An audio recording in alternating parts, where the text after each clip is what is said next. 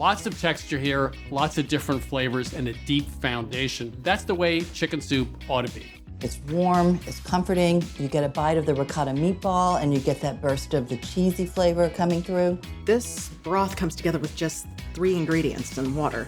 So you can't really go wrong with a meal that comes together in under an hour.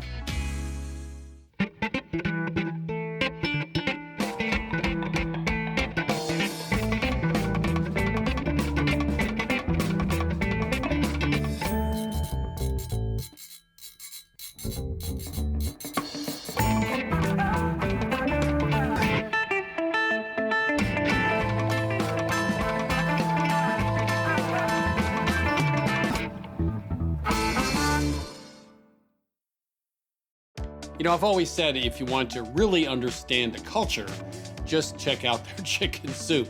So, in fact, we traveled the world to find 3 great examples of this recipe. We start in Mexico City with a caldo jalapeno. Then we do a chicken soup with ricotta dumplings from Calabria, southern Italy. And we finish with a simple dish of chicken and rice noodles in Ginger Hoisin Broth. Please stay tuned. Funding for this series was provided by the following. That meal. You sautéed, you seared, and you served. Cooking with All-Clad. Bonded cookware designed, engineered, and assembled in the USA for over 50 years. All-Clad. For all your kitchen adventures.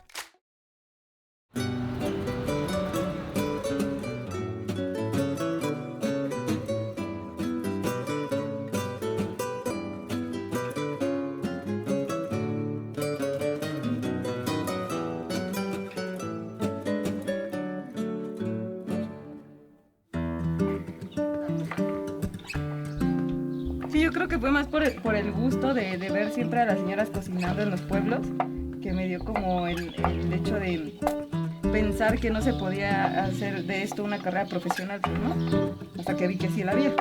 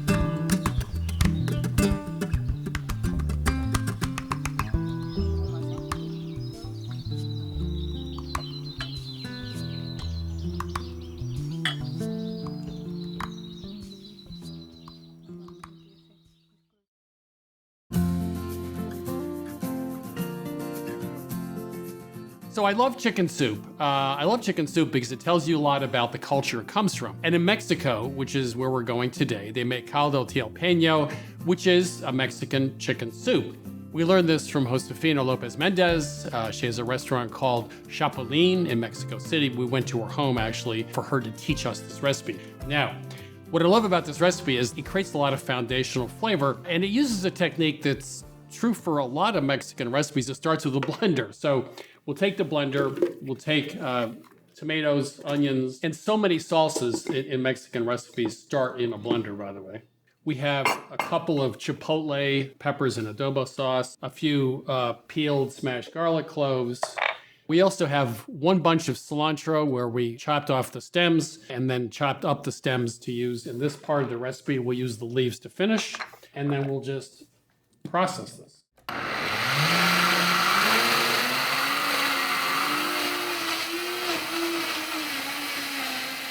We'll use that in a few minutes. Now we're going to start with the chicken, and we're going to turn this heat up a little bit, put some oil in. I like to use a lot of extra oil in this, and let me explain why. So when chicken or any protein hits hot metal, metal and protein fuse together, and then you get stuck chicken parts. There are two ways to solve that problem. One is to put a fair amount of oil in, because the oil provides a layer between the protein and the metal. The other is if the oil's hot enough, the water in the protein and the chicken steams, and that steam also provides a little bit of a cushion, a layer between the food and the pan. So the oil looks nice and hot. There we are.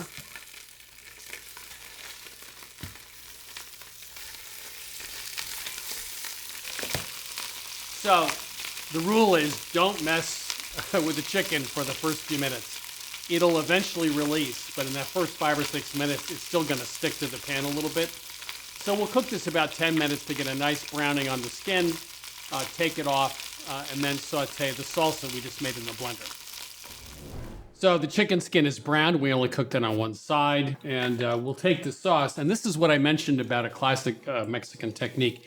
Once you make a salsa, then you cook it, give it some heat, and that develops flavor. So even those supermarket tomatoes that we all know have very little flavor, putting it in with the onions, a couple of the chipotles and adobo sauce, and then cooking it down until it's a little thicker, and also using some of the fat from the chicken, really gives you a great foundation for this recipe. So it's a simple technique, but it's really a classic technique in a lot of Mexican recipes. So it's been reduced for about 6 minutes. A spatula through the middle leaves a trail. We're going to put the chicken back. I'm going to put skin side up.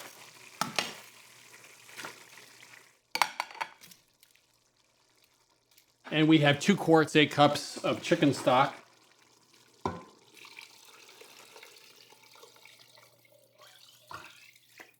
So everything's ready to go. We're going to cook the chicken. You want to temp the chicken with a instant meat thermometer. We're talking maybe 170 or so for the thighs here, for the dark meat. One tip is once you bring it up to simmer and cover it, you should check it 3 or 4 times during that half hour, because you're going to need to reduce the heat a couple of times to maintain a very gentle simmer. So we're going to take out the last 2 pieces of chicken that are cooked. By the way, very often in recipes, we like cooking with dark meat, with thighs and legs. It's kind of hard to overcook them, which makes that great. So now we're going to work on the rice. We're going to take 2 1/4 cups of this stock, this cooking liquid, and put it into another pan.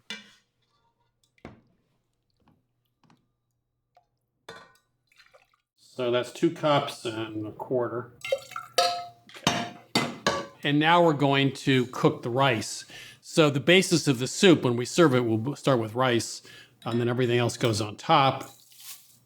So we'll bring this up to a simmer. We'll put the top on, reduce the heat. You want to get the heat really pretty low for rice, as you know, and we'll cook that 15, 18 minutes until the rice is done. Meanwhile, we have the chicken, and we're going to remove the skin and shred it, and that chicken will be added to the recipe sort of close to the end.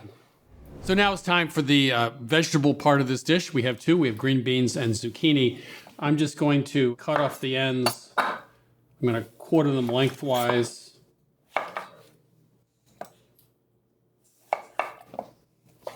And then cut them across in 1/4-inch pieces.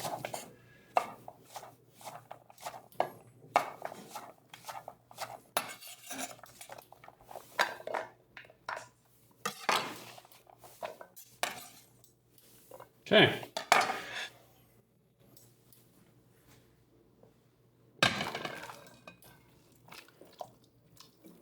So we want to cook these vegetables till they're, I don't like the term al dente, but they have a little bit of bite to them, because we're going to finish cooking them with the chicken.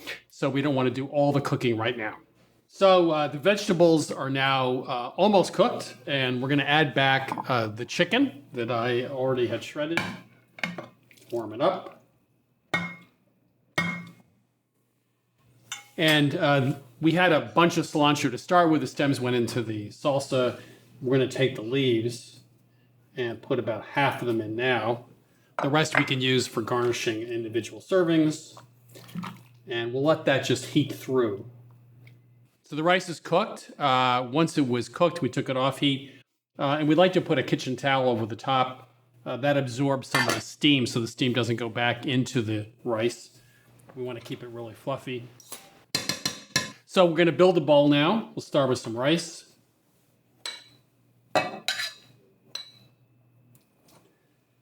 So now the soup. That looks like a pretty good helping. So now the toppings. Obviously avocado goes on. And one of the nice things about this soup is the toppings, because you get fresh flavor. You get this habanero salsa. Habaneros are hot. They're over 100,000 on the Scoville scale, which is 20 to 30 times hotter than a jalapeno. So I'm just going to add a little bit of that in there. So this is queso fresco. Obviously a little lime. And we have some of the remaining leaves, the cilantro leaves. So that's our Mexican chicken soup, caldo jalapeno, thanks to Josefina Lopez Mendez. Lots of texture here, lots of different flavors, and a deep foundation. And that's the way chicken soup ought to be.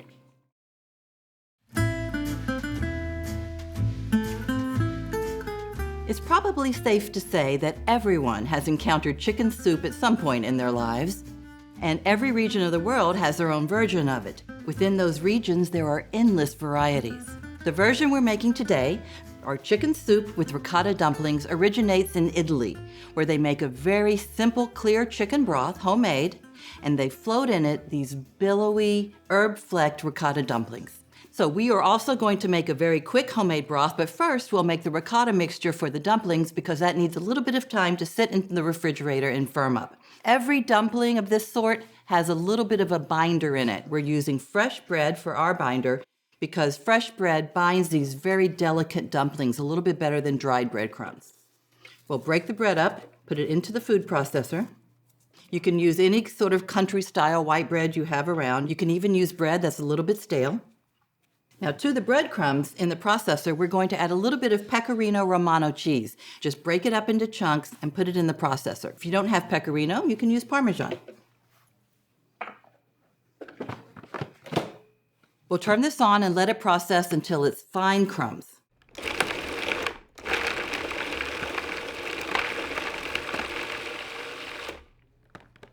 Looks good. We have our cheesy breadcrumbs ready to go.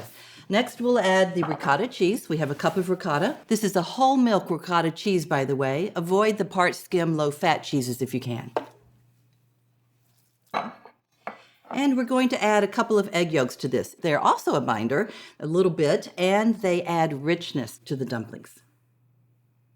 We'll add half a teaspoon each salt and pepper, and then we'll grate some fresh nutmeg over this.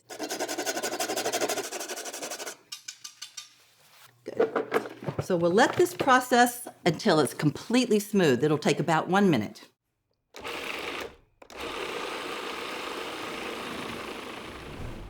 Okay, so we are at the right texture now. It's smooth. You can see that there's some softness to it, but it holds well on the spoon. If I turn the spoon over, it should drop off eventually. So I'm going to transfer this to a bowl, cover it with plastic, and put it in the refrigerator for at least an hour. Not only does the mixture firm up a little bit, but it gives the breadcrumbs time to hydrate, and actually everything hydrates evenly and becomes one smooth mixture. You can also do this up to 24 hours ahead if you want. So if you want to make these a day before you serve the soup, you can do that too. While our ricotta mixture is in the refrigerator chilling, we'll begin with a very simple homemade broth. You might recognize this vegetable trio of carrots, onions, and celery. You notice they're in big chunks, which is all you need to do because they are going to be removed from the broth later. Well, get those in the pot. We're going to reinforce the broth using chicken thighs, and we chose thighs because we're going to put the meat back into the broth a little bit later when we serve the soup. They also have a little more flavor than breast, so they'll help flavor the broth and intensify it.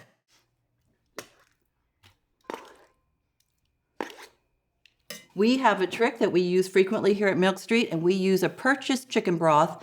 And what we're doing by adding the vegetables and the chicken to it is we're layering on extra flavor. If you don't have chicken broth, you can certainly use water for this.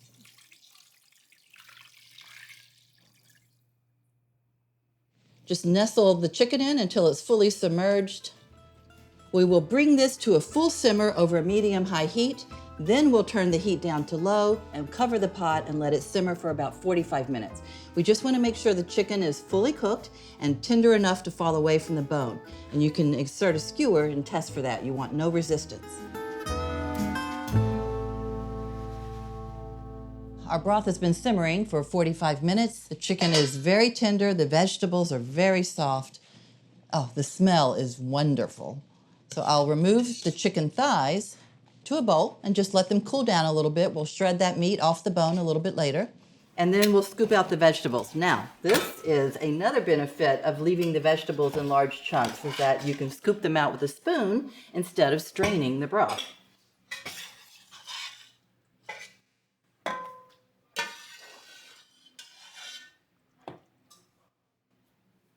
Okay, so we'll let this sit while we make the dumplings. This is our ricotta cheese mixture, well chilled. I'm going to scoop a generous tablespoon of this mixture, which is going to form our dumplings. You can use either a measuring spoon or if you have a small scooper. This makes the work a little quicker. Okay, going to scoop them onto a piece of parchment. You get about 16 little balls. By the way, in Italy, these are called polpette di ricotta. The term polpette is frequently associated with the word for meatballs, but actually polpette refers to the shape of the ball itself. Now, these dumplings, as we've said, are very, very delicate. We're going to give them a very light coating of flour just on the outside to help them stay together a little as they simmer in the hot broth. So I'll pick these up one at a time and delicately smooth the edges, drop them into the flour, roll them around to coat them, and then pick it up and shake off the excess flour. You don't want a ton of flour on them, just a light coating on the outside. Once these are fully coated in flour, we will put them back into the refrigerator for 30 minutes or up to an hour. And while those finish chilling and getting set, we will wash our hands and then come back and shred the chicken. Okay, now that our 3 simple components of our simple soup are ready to go, we can assemble the soup. This is important. You want the broth to never rise above a low simmer. These are very delicate dumplings, and if the broth is boiling away too vigorously, it will cause them to break apart. And then we'll add all the dumplings to the broth, add them very gently. I'm using a spoon to lower them into the broth rather than dropping them in. That protects me as much as it does the dumplings. Then we'll put the cover on, and it only takes about 10 minutes for them to cook. That when they're done, you'll know that when they float to the surface, and they will also expand a little bit while they cook. The dumplings have risen to the top.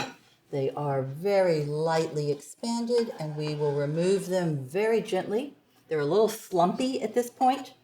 We'll put them directly into the serving bowls. I'm only serving myself right now, so I'll give myself 4 dumplings and let those sit for about 5 minutes to let them continue to firm up and finish cooking. For the rest of the dumplings, these need to be removed from the broth as well, because if you leave them in, they'll overcook and they will start falling apart. These have a couple more minutes to finish firming up, and then we will assemble the rest of the soup and taste. All right, our dumplings are ready. What we like to do with this is leave the chicken separate from the broth, then everyone can serve themselves however much chicken they want, or no chicken at all. We'll place that right on top of the dumplings. Add a little sprinkle of parsley. Then we'll ladle over the hot broth, which will finish warming everything evenly.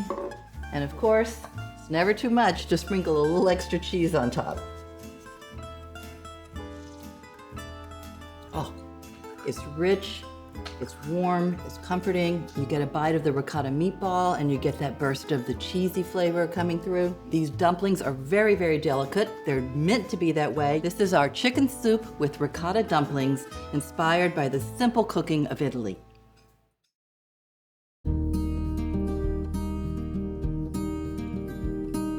So today we're going to be making a chicken and rice noodle and a ginger hoisin broth. And hoisin is one of my favorite pantry staples because it adds so much flavor in so little time. This broth comes together with just 3 ingredients and water. So you can't really go wrong with a meal that comes together in under an hour. So to start it off, we're going to use a little bit of neutral oil, about 2 tablespoons worth. And once it starts shimmering, I'm going to add my aromatics. So I've got about a 3-inch knob of ginger here, and I'm slicing it thin because I want to keep it in. It's got to stay in the broth to keep it nice and flavorful and add that beautiful gingery, spicy depth. Then I've got a couple of shallots sliced thin as well. Shallots are a little bit milder than some onions, and this will give a nice dimension to our broth. So I'm going to start with my ginger. And all my shallots are going in as well. So I'm gonna let these cook for a couple of minutes just until I get a little bit of browning.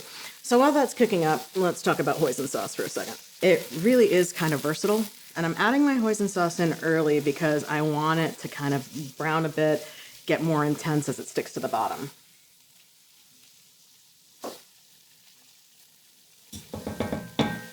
Let's mix this around a bit. And you'll see right off that it's starting to stick to the bottom pretty early on. You want a little bit more of a crusted form with the sauce. So I've been letting this cook for about 2 or 3 minutes. And it's starting to stick to the bottom, make a nice little crust on the bottom here. And this is the point where I'm going to add my water to both deglaze and create the rest of my broth. Go slow.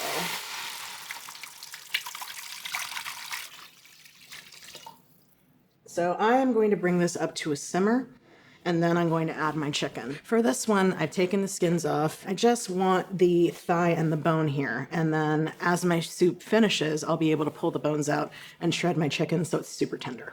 We are getting up to a simmer because things are happening in here. It's magical.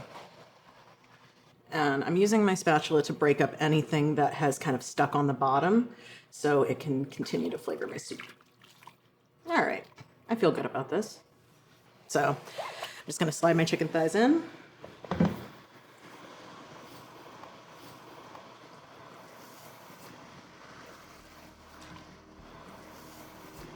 So now that you're up to a simmer and your chicken's in, you want to make sure that the simmer's for at least 35 minutes because you want the chicken to be super tender and able to pull away from the bone easily when we're about to serve. So my broth has been cooking for about 35 minutes or so. The chicken is actually cooked through, and I'm going to remove it and move it over to my plate over here. I'm going to keep my broth, off the heat while I'm doing this. I'm going to wait until they're a little cooler so I can shred them easily and handle the meat. You can see that the broth is reduced a little bit. It looks really good. It smells really good. You've got a little bit of the chicken fat on top, making it extra delicious. So the nice thing about chicken when you cook it in a broth is that it comes apart really, really easily.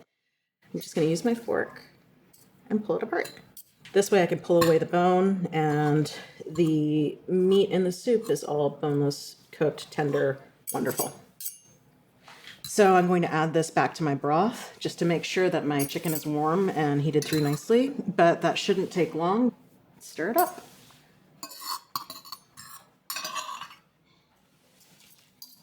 So I have some rice noodles that I've cooked along to the package instructions. You can use vermicelli here, you can use udon, whatever you like. So I'm just gonna ladle a little bit of this broth over top.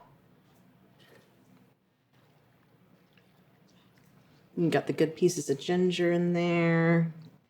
Got some of those shallots. Now, while this looks pretty enough to eat on its own, I'm going to add a little bit more to make it look nice, make it taste nicer. I've got a little bit of lime juice for acid that I'm just going to squeeze on. I'm going to throw my lime in there. I'm going to tear up some basil just to add some herbaceousness and goodness. And you can use other kinds of herbs if you like them here. I just happen to like basil. No good bowl of deeply flavorful chicken soup is complete without a little bit of hot sauce too. So I'm going to add a little dollop on my chicken. And there, in less than an hour, you have it. You have a beautiful chicken and rice noodle soup in a ginger hoisin broth that was made with just a few ingredients, came together in no time at all, and I hope you enjoy. For this recipe and all of the recipes from this season of Milk Street TV, head over to milkstreettv.com. All episodes and recipes from this season of Milk Street Television are available for free at our website, milkstreettv.com. Please access our content, including our step-by-step recipe videos, from your smartphone, your tablet, or your computer. The new Milk Street Cookbook is now available and includes every recipe from our TV show. From fried shrimp tacos and Thai-style vegetable stir-fry to Mexican chicken soup and Swedish cardamom buns, the Milk Street Cookbook offers bolder, fresher, simpler recipes. Order your copy of the Milk Street Cookbook for $27, 40% less than the cover price, and receive a Milk Street tote with your order at no additional charge. Call 855-MILK-177 or order online. Funding for this series was provided by the following. That meal. You sautéed, you seared, and you served. Cooking with All-Clad. Bonded cookware designed, engineered, and assembled in the USA for over 50 years. All-Clad. For all your kitchen adventures.